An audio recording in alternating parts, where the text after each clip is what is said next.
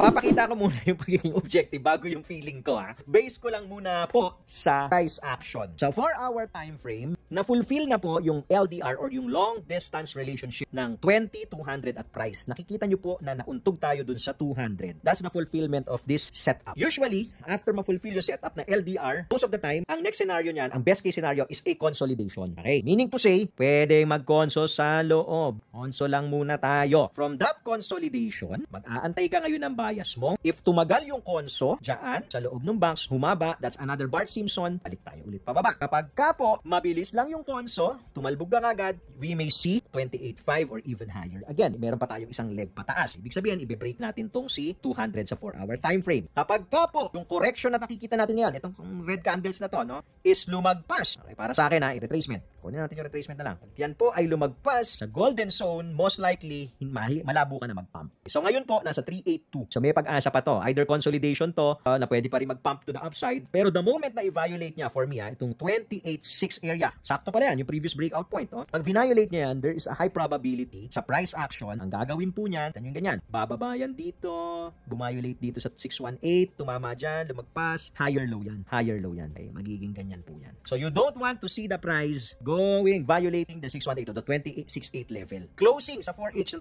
28.68 level, malaki yung chance na babalik tayo dito. Sa possibility na bumalik tayo ulit dito. Okay, so observe nyo po itong conso na to. Weekend, tapos new candle na naman tayo sa month no, ng September. Usually, yung first, second week ng September, ng month na opening, may mga dips yan. Yan, tips na naman yan. Follow and like for more updates.